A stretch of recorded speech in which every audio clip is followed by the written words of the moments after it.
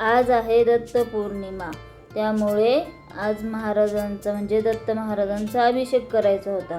त्यामुळे सकाळी लवकर कामं आवरली आणि अभिषेक करून घेतला. त्यानंतर आज जायचं होतं ऑफिसला, म्हणजे शॉपला जायचं होतं, कारण शॉपला दत्त महाराजांचं मंदिर आहे, त्याच्यामुळे तिथे आज पूजा होती आणि जेवण पण होतं तिथं. त्यामुळे आज मला डबा पण नव्हता.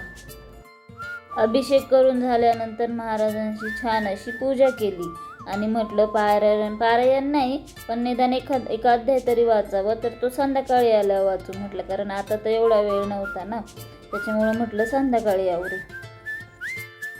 ही अशी पूजा मांडली मी. नंतर मी गेले ऑफिसला गेल्यानंतर थोडीशी कामं झाल्यानंतर मग पूजेचा कार्यक्रम चालू झाला.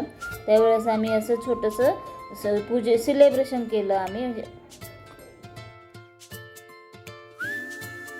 सकाळी तर मी असं काही खूप मोठा नैवेद्य वगैरे काही केला नव्हता, साधं सोपं केलेलं होतं.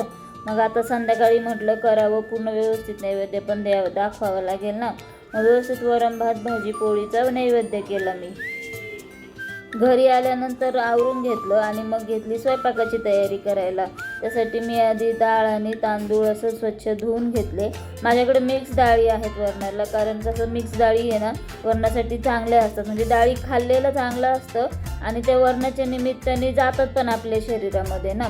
त्यामुळं रोज तर आपण एवढं कोण डाळी खात नाही, त्यासाठी मी काय करते वरणामध्येच डाळी घालते, कारण म्हणजे मिक्स डाळीचं वरण करते, म्हणजे मग सगळ्या प्रकारच्या डाळी ह्या खाल्ल्या जातात. डाळ तांदूळ स्वच्छ केल्यानंतर मी त्याचा लावला कुकर. एकीकडं कुकर लावला आणि एकीकडं घेतली बाकीची तयारी करून, म्हणजे भाजीची वगैरे तयारी करून घेतली. आजचा मेनू आहे बटाट्याची सुकी भाजी आणि चपाती, वरण भात. आणि मी रवा करणार होते, पण महाराजांना श्रीखंड खायची इच्छा झाली होती, त्यामुळे ते म्हटले रवा नको करू, मी श्रीखंडच खाईल म्हणून.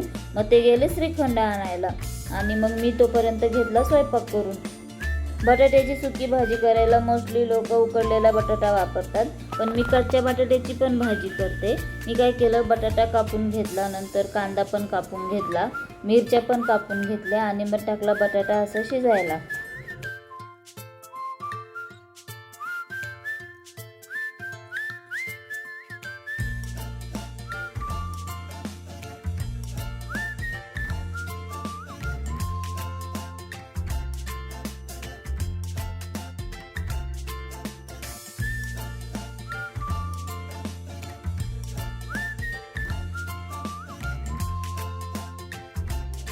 कढई तापायला ठेवली आणि त्याच्यामध्ये टाकलं तेल.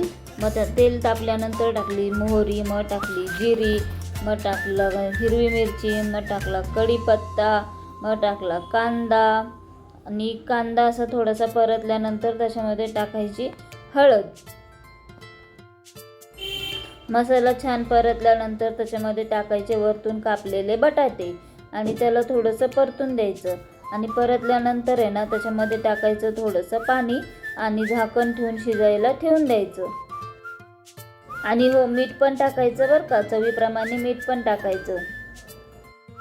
एकीकडून भाजी शिजायला ठेवली आणि म्हटलं भाजी शिजेपर्यंत चपातीचं पीठ मळून घ्यावं, म्हणजे चपातीचं पीठ भिजेपर्यंत भाजी शिजेल आणि भाजी शिजेपर्यंत चपातीचं पीठ भिजेल. पिठाचा छान असा गोळा तयार करून घेतला आणि तो ठेवला बाजूला भिजायला. तोपर्यंत काय झालं, म्हटलं देवपूजा करून घ्यावी, संध्याकाळची देवपूजा. मग महाराजांनी दिवाबत्ती केली, घरामध्ये पूजा केली आणि तोपर्यंत भाजी शिजली होती. मग भाजीमध्ये वरतून टाकली कोथिंबीर आणि हे बघा अशी भाजी छान अशी शिजली आहे बघा. कच्च्या बटाट्याची भाजी आहे ही, कोरडी पण छान शिजली आहे. त्यानंतर म्हटलं आता वरणाची तयारी करून घ्यावी, वरणाला फोडणी द्यायची. मग मी काय केलं, असं मिरच्या कापून घेतल्या आणि वरण मी आहे ना डब्यामध्ये लावण्याऐवजी माझ्याकडे ते भांडं आहे, असं पातेल्यासारखं भांडं आहे, त्याच्यामध्येच डाळ लावली होती, जेणेकरून मला ते डायरेक्ट गॅसवरती ठेवता येईल. म्हणजे मला डबा असल्यानंतर गॅसवर ठेवता नाही येत ना, म्हणून मी हे असं भांडं घेतलं आणि मग ते ठेवलं व त्याच्यात डाळ टाकली शिजायला.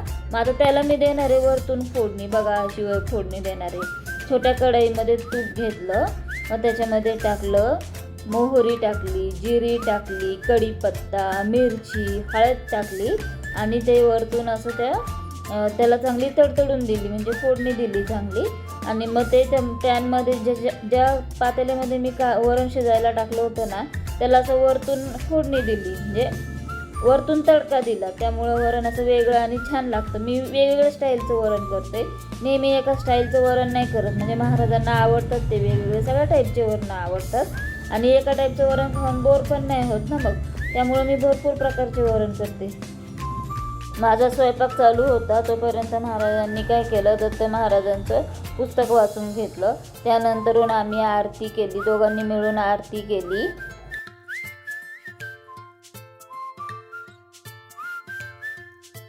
आरती झाल्यानंतर मी काय केलं, चपात्या करून घेतल्या. म्हणजे चपात्या राहिल्या होत्या करायच्या माझ्या, मग त्या मी करून घेतल्या.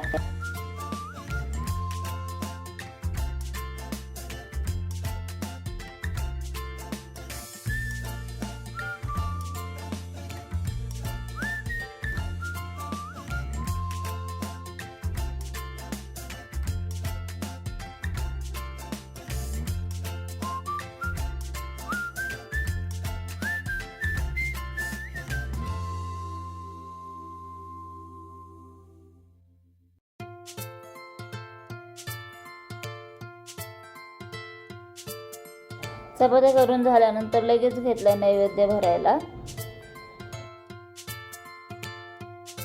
असा गेला माझा आजचा दिवस. तुम्हाला व्हिडिओ आवडला असेल तर व्हिडिओला लाईक करा, शेअर करा, कमेंट करा आणि असेच नवीन नवीन व्हिडिओ पाहण्यासाठी चॅनलला सबस्क्राईब नक्की करा.